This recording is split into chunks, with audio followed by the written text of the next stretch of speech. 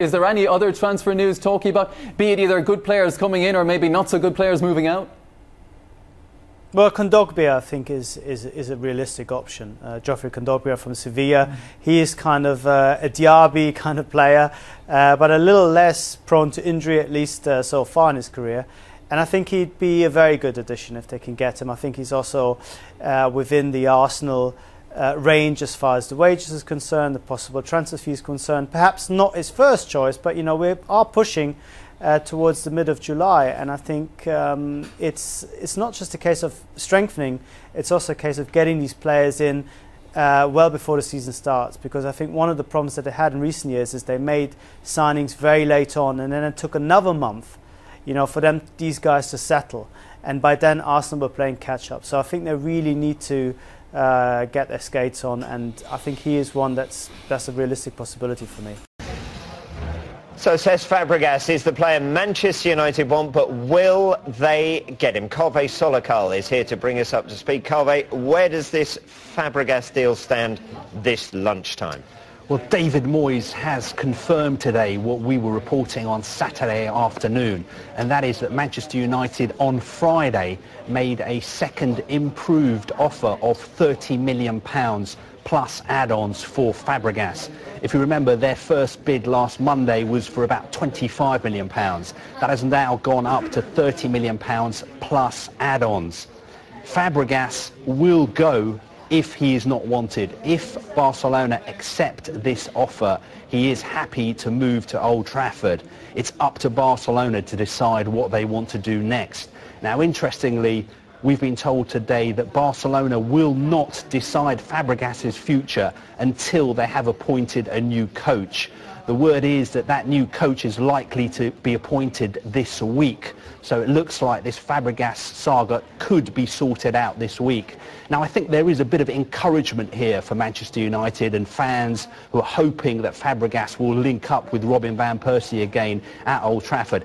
And the encouragement is this: if Barcelona didn't want to sell him, surely they would have told Manchester United that he was not for sale, and they would have released an official statement saying that he was not for sale at any price. All we've heard is a quote from one of Barcelona's vice presidents saying that he's not transferable. But talks have been going on between Manchester United and Barcelona, and at the moment it looks more and more likely that he might be moving to Old Trafford.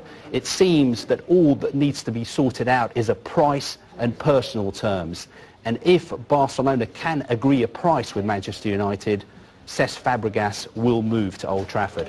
OK, one to watch, that's for sure. Are there any other deals in the offing we should be taking note of too? Well, today is the supposed D-Day for Luis Suarez and Liverpool. We've heard that he is due to have talks with Brendan Rodgers today. There's been talks that Arsenal are preparing a new improved offer, said to be around the £40 million mark. My understanding is there's been no official improved bid from Arsenal, no official bid from Real Madrid, and basically Liverpool sticking to the line.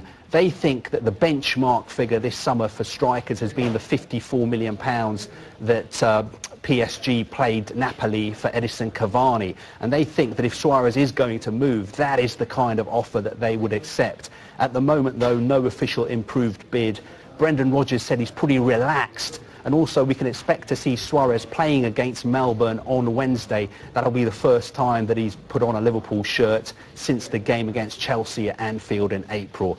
Moving on to other developments, one club who've been very busy this summer, Hull City, already signed 7 players. Looks like they could be signing a few more. That figure could go up to 10 by the end of the week. First player who could be on his way there is Yannick Sagbo, who's a striker who plays for Evian in France. Very close to signing him for £1 million. Crystal Palace were also interested in signing him. He almost joined West Ham last summer. He scored 22 times in 90 games for Evian during the past 3 years. Hull also in talks to sign Jimmy Briand, who's a winger, striker, played 5 times for France. Also in talks to sign Wilson Palacios from Stoke. Steve Bruce saying that he's a player he admires a lot, but it's yet to be seen whether Stoke are willing to let him go. Another player they've been in talks with is the former West Ham striker Carlton Cole. I've been told that his representatives have held talks with Hull. The player has also held positive talks with Steve Bruce. Now, interestingly, he's got 2 offers from Turkish clubs, Besiktas and Karabükspor, but he would prefer to stay in the Premier League. Other couple of lines, reports in Italy are suggesting that Lazio are preparing a £12 million offer for Liverpool striker Fabio Borini. Also reports in Germany that Hamburg are trying to sign Nikita Jelavic from Everton. He would cost about £6 million. Suggestions that Everton would let him go for £6 million because they've signed Aruna Kone from Wigan. Final line for you is from Jose Mourinho, who's been talking about Ronaldo's future. Will he, won't he sign this new contract at Real Madrid? He's got 2 years left on his present contract. He's been linked a lot with Manchester United. Mourinho today said, I know Ronaldo loves Manchester United and I know he loves the Premier League, but I think he's going to stay at Real Madrid. Okay, Carve, thank you very much indeed.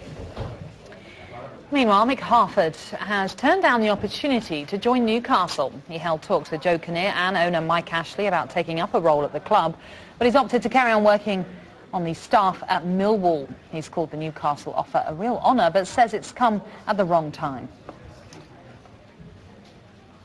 Now, Chris Froome is the Tour de France